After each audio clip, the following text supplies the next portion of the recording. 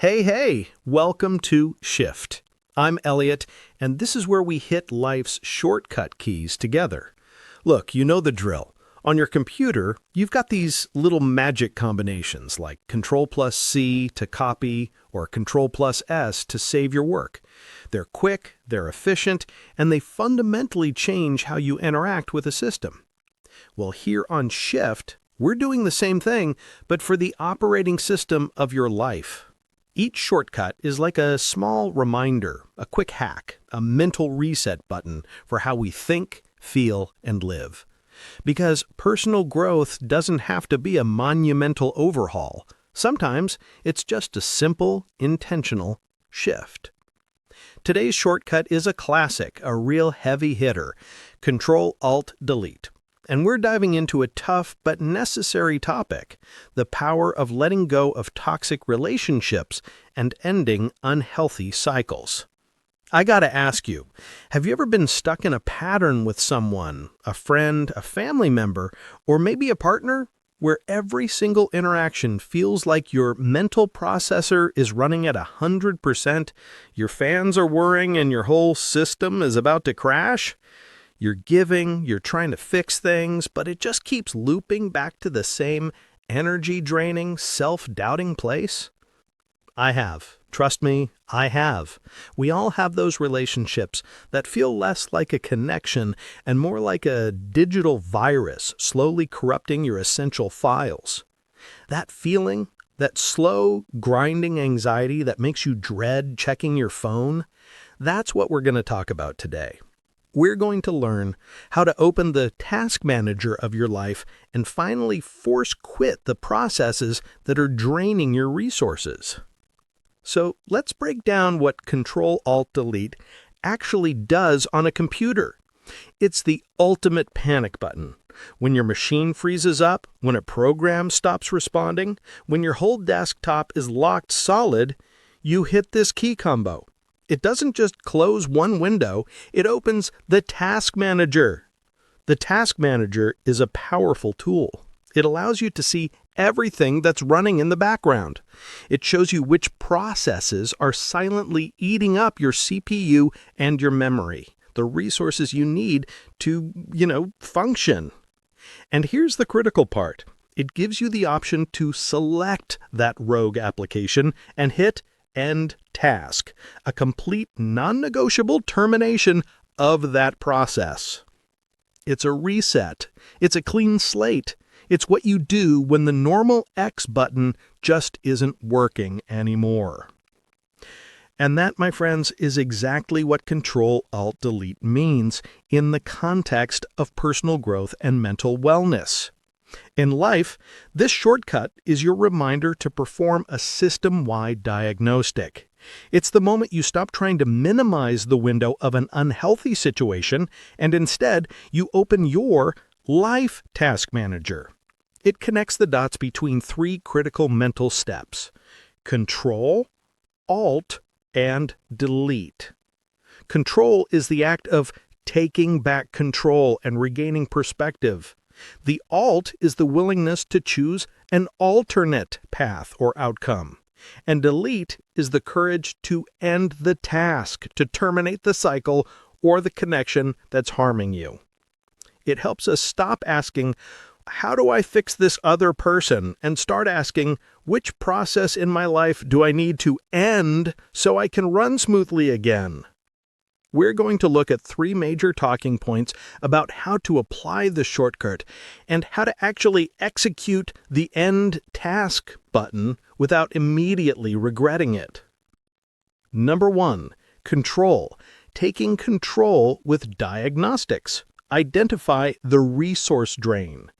The first step in using Ctrl Alt Delete is control. But before you can end a task, you have to find the resource hog. You need to identify exactly what makes a relationship or a cycle toxic.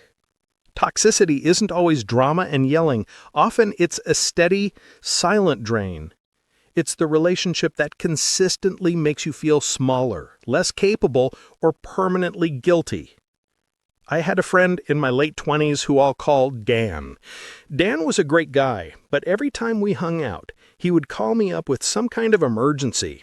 Financial issues, relationship crises, you name it. The entire 2-hour conversation would be 100% focused on his immediate problem, with me offering advice, comfort, and sometimes even a little bit of money.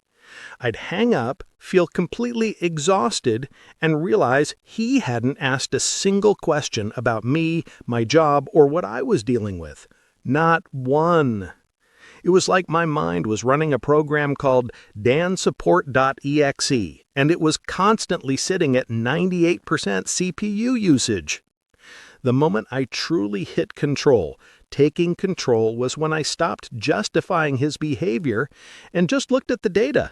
How do I feel 30 minutes after I hang up? If the answer is drained, resentful, or lighter in the wallet, that's your rogue process. Your challenge here is to create a simple diagnostic. Write down 3 relationships or habits that consistently make you feel worse than before they started. Number 2, Alt, the alternate path. Stop the endless loop. When a program freezes, the reason you can't just click the X button is because the process is stuck in a loop. It's waiting for a response it's never gonna get. In life, this loop is the most common feature of toxic relationships, the hope that they will change. You keep trying the same input, more compassion, clearer communication, setting better boundaries, and you're waiting for the output, an apology, true reciprocation, or real effort, but the program is frozen. It's not running the function you're asking it to run. The Alt step is the recognition that the only way to break the loop is to choose an alternate path. You must change your input.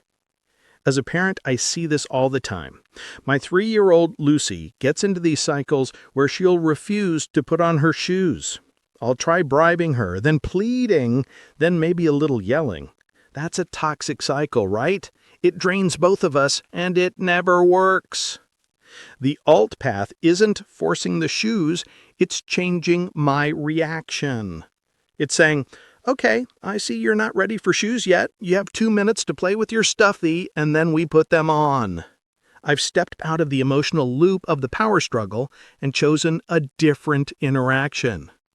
For a toxic relationship, the Alt path is choosing to change the topic, change the frequency of contact, change the level of intimacy you share. Or, yes, choose a completely different life without that dynamic. You stop feeding the frozen process the same energy. Number 3, delete, the courage to end task, force quit. This is the hardest and most feared part. When you terminate a process in Task Manager, you get a warning. If you end this program, you will lose unsaved data. This is where the fear comes from. We worry we'll lose memories, history, shared friends, or future possibilities. But here's the truth about force quitting a toxic cycle. You're not deleting the past, you are deleting the future drain it represents. If you have a relationship, or even just a weekly habit that consistently causes anxiety, that you've identified as a resource hog, you have to weigh the cost of unsaved data against the value of regaining your entire system's functionality. Psychological research, especially around self-compassion, shows that healthy boundaries aren't just about protecting yourself from others. They're an act of self-kindness. When you repeatedly let a toxic dynamic continue, you're essentially telling yourself, my well-being is less important than maintaining this broken connection. Hitting end task is your way of saying, my system integrity comes first. It doesn't have to be a dramatic relationship-ending explosion. It can be a quiet, non-confrontational drift. It can be a hard, honest conversation. The method depends on the process. For instance, with my friend Dan, my delete wasn't a huge argument. It was setting a heart boundary. Hey, I can't take on problems right now. I'm available to grab a beer, but I need us to talk about non-crisis stuff. He got quiet, and then he just faded. It hurt for a week, but the mental space I got back was immediate and massive. My CPU usage dropped to 10%. I could finally run the processes I needed to run. Remember, the purpose of Ctrl Alt Delete is reallocation of resources. You are freeing up the energy that was spent managing a faulty process so you can redirect it to what truly matters: your goals, your passions, and the people who actually charge your battery.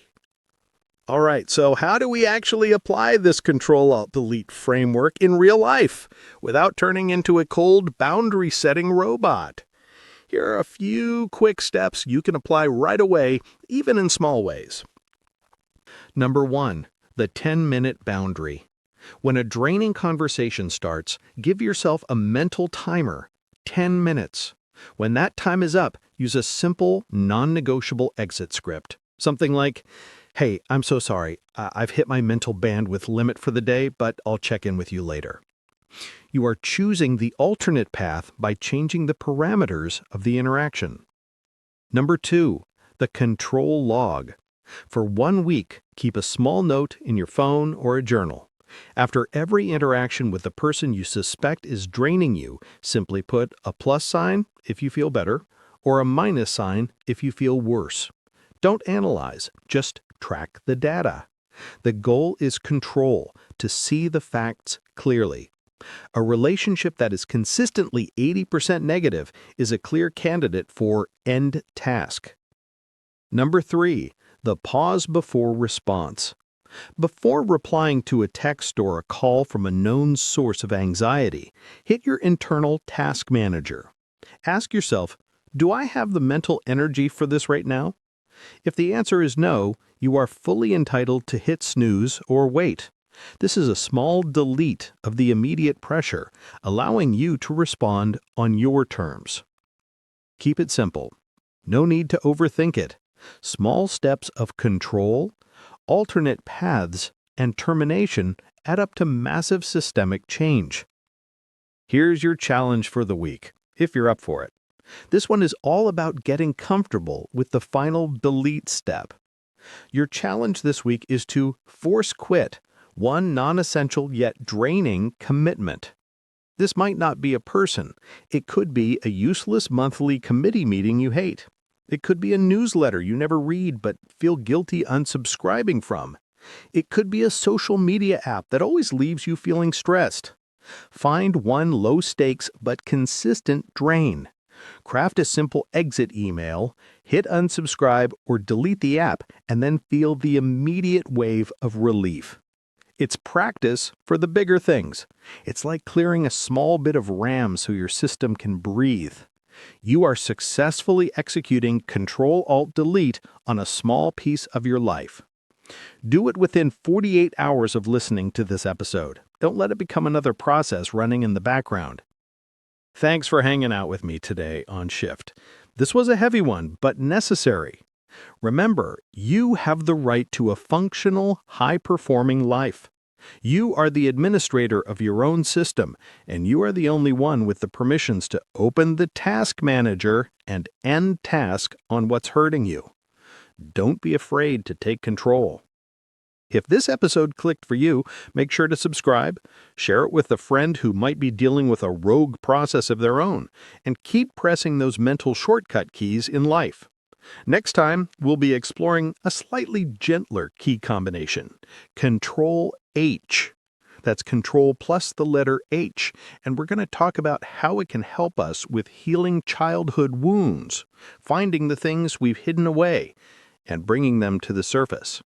Until then, keep it light, keep it real, and remember, sometimes all you need is a little shift.